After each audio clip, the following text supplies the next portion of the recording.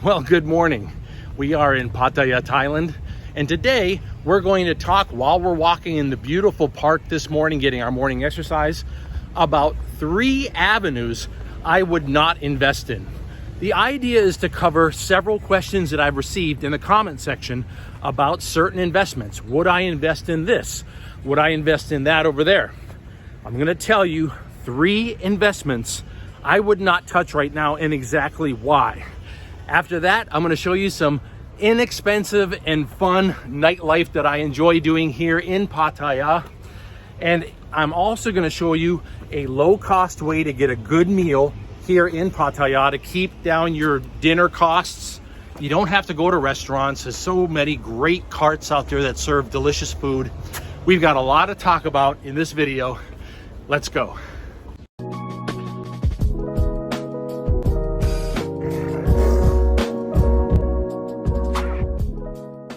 My past investing experience is a lot more than just stocks and bonds. That makes up the bulk of my investing right now. But for over 2 decades, I bought, remodeled, and sold, basically flipped properties, homes, condos, and multifamily units.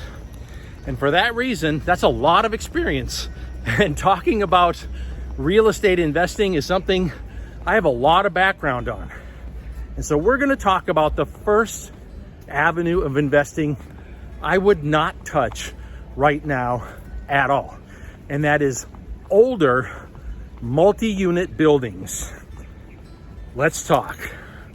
You see, an unfortunate incident occurred a few years back in Florida where an older multi-unit dwelling in the middle of the night pancaked. Boom, boom, boom, boom, boom.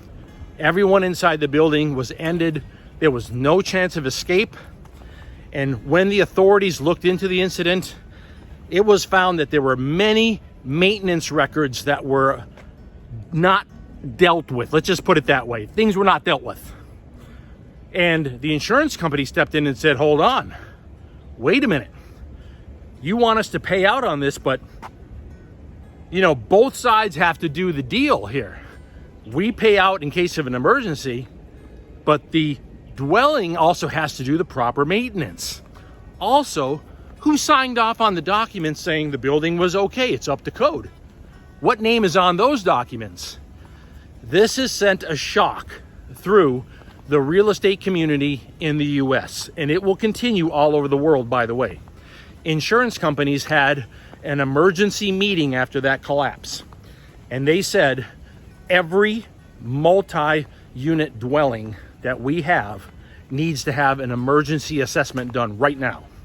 We want to know exactly what the maintenance situation is, and we want to know how much needs to be spent on that building to get up to code, or we're pulling the insurance. And also, if the state tries any pushback, we're pulling out of the state. That's what happened. What resulted was a special assessment that got added on to older multi-unit dwellings, not just in Florida and in California where it's starting, but it's going to continue throughout the US. And this is going as high as $100,000 per unit that people have to come up with to meet these codes. That on top of insurances tripling, property taxes doubling, all the fees involved doubling, homeowners fees, okay? And these units or these buildings now have to have an X amount of emergency money built up. That has to get paid for. This is a very dangerous time to get into investing in multi-unit buildings. And that's why there's so many older buildings right now in the market, a lot of them. I am saying, in my opinion, for what I'm doing, I won't touch them with a 10-foot pole. I've owned multi-unit buildings. I've owned big ones. I've owned small ones.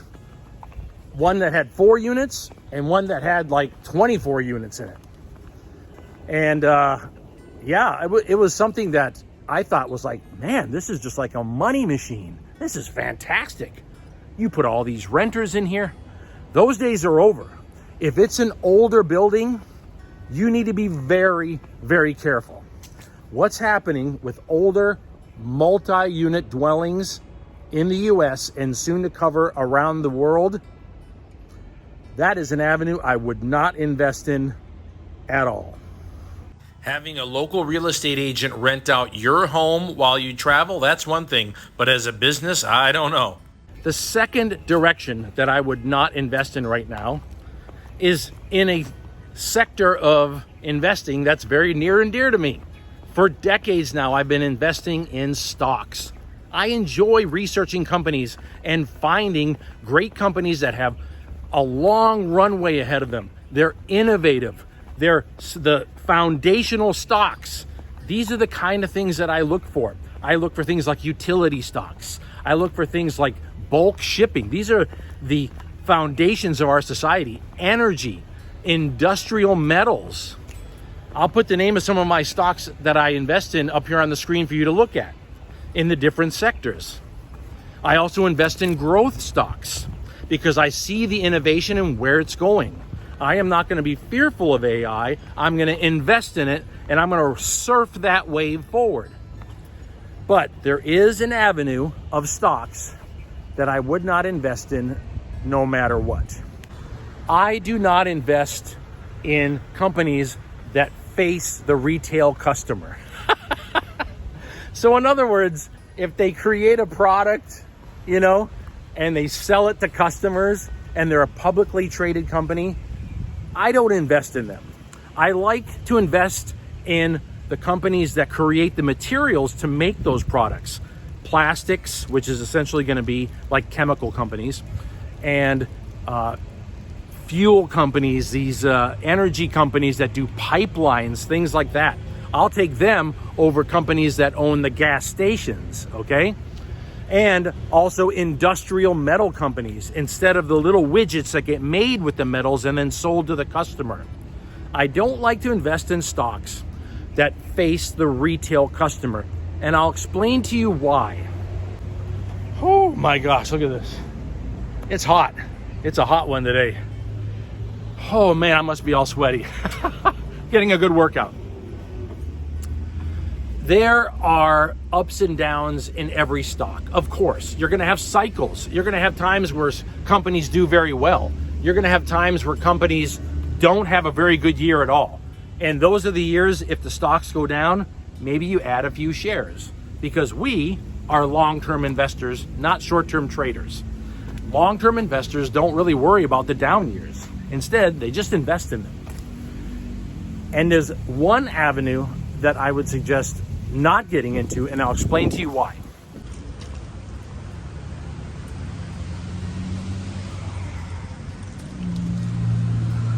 The reason why I don't get into investing in retail stocks is because they are too, let's put it this way, they're a hot potato. They get involved in lawsuits all the time for issues that happen with the customer. They get involved with politics all the time. A lot of times the customers will say, that I don't like this or there's something wrong with it, and that causes the stock to crash, and people will sue them constantly. These are just not stocks that I'm interested in. It's not that I don't trust the companies, it's that I don't trust the customers. I'm not okay putting my investments in the hands of people that are opportunists trying to bring these companies down for their own financial interest. The companies themselves might be very good, and they might actually be making a fantastic product.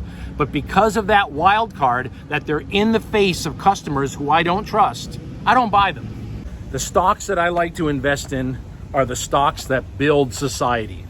The industrial metals, the plastics, the agriculture, the utilities like fresh water, the companies that do pipelines, telecom, companies like pharma. These are the companies that I invest in when it comes to dividend stocks. And when it comes to stocks that are growth stocks, they need to be highly innovative and transformative in the tech industry. And then I will invest in them for growth in the long term. And I don't even care about the swings up and down. But any kind of stock that faces the customer and tries to sell widgets to people, here, buy this. oh yeah, you know, you're involved in this and you gave money to that and you're involved. I invest in the companies that nobody talks about. Nobody cares and nobody understands them. And they just pay you. Great dividend stocks are not flashy, and that's the way they're supposed to be. The growth stocks are flashy. I just want dividends to pay me. The third way that I don't personally invest my money in is in cryptos and NFTs. Now, that doesn't mean that these are bad investments, because in the past I kind of had fun dabbling in them. I had like an account and I would buy some coins and things like that. It was fun. I enjoyed it. But there's two reasons why I don't invest in them. And again, you might like investing in them and you might even make a lot of money in them. All this is my opinion. This is my opinion on these investments. The first reason why I don't invest in cryptos and NFTs is because they don't provide a product that someone is willing to buy. And that takes out a lot of market dynamics, such as innovation and such as competition. You see, if I invest in a company that is providing a pipeline that goes across North America, other companies are also going to bid on that. And they're going to have to make sure that they do a good job.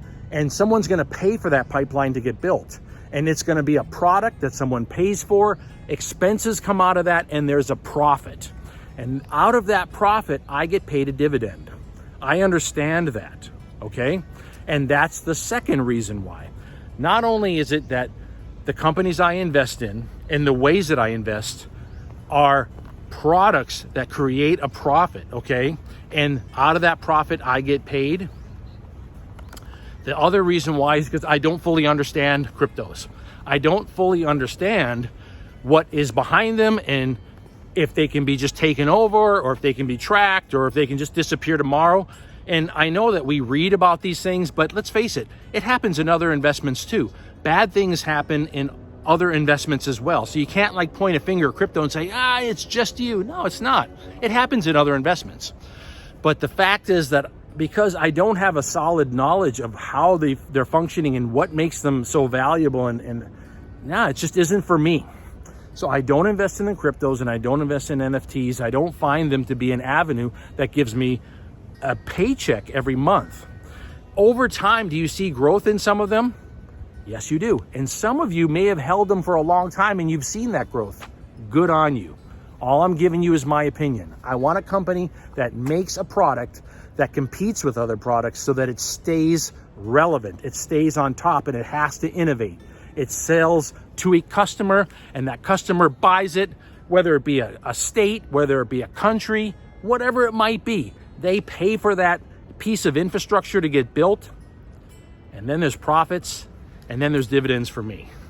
So that's the third one that I don't invest in. I don't invest in cryptos and I don't invest in NFTs. I just don't. I really appreciate you spending some time with me today. We're gonna go grab ourselves a bite to eat tonight. I'm taking you along with me. And after that, I'm gonna show you a nice place to go relax, inexpensive, to sort of chill out. You don't always have to go out and drink and things like that. You know, I've been trying to control my alcohol intake and drink less now that I'm retired and take care of my health in general. So I want to show you some other entertainment ideas. And I'd love to see in the comment section what some of your ideas and thoughts are on the subjects that we discussed today. If you want to learn more about investing for retirement, if you want to learn more about living overseas low cost, and making ends meet in an expensive world, like and subscribe to the video and come along with. We've got a lot of countries to hit this year. We're not stopping. There's a lot of different countries that I'm going to be going to, and I'd like you to come with me. Okay, we'll talk again soon. Aloha. In the evenings in Pattaya, along Second Road, there are several of these great outdoor markets. They have a lot of things to buy. It's not just food. They have like all these different products. But I like to go for the food carts. We're talking about freshly cooked meals that can run maybe $2, $3, $4. And this particular cart, I like to stop in all the time.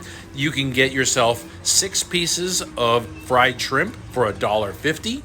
You can get yourself pad thai noodles, also like $1.50, $2 freshly cooked for you, delicious, low cost. And they do have these little Volkswagens, which I think are pretty cool. They have these little vehicles that they converted into like a bar.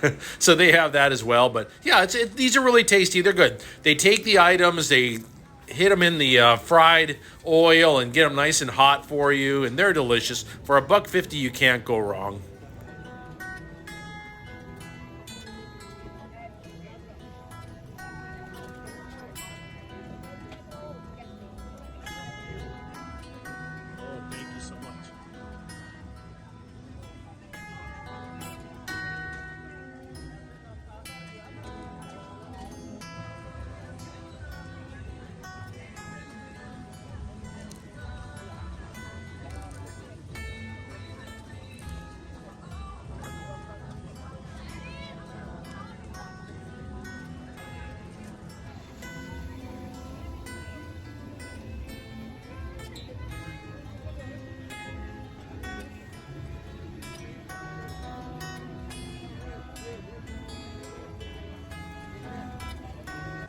Another thing that you'll find here in Pattaya, especially in the area that I'm staying in right now, is kind of an area that has a lot of Middle Eastern restaurants and things to do, is these great little hookah shops. This is like the neighborhood hookah shop, and it's open 24 hours a day. So the hookah like this will be about $15. They do have drinks available, but for me, I'm trying to kind of kick back on doing the alcohol as much, so I just sit here with a Diet Coke. They're very attentive. They set everything up for you, and once it's all set to go, I put my earbuds in, I listen to music, and just chill out with a hookah. I've enjoyed this ever since I worked in the Middle East.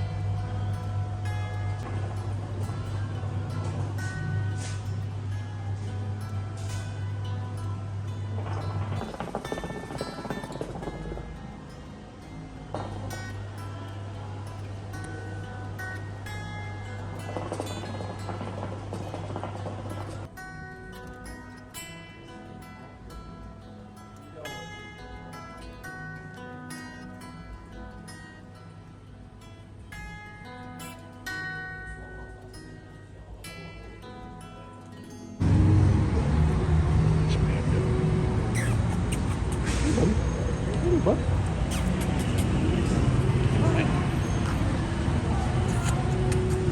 Buddy.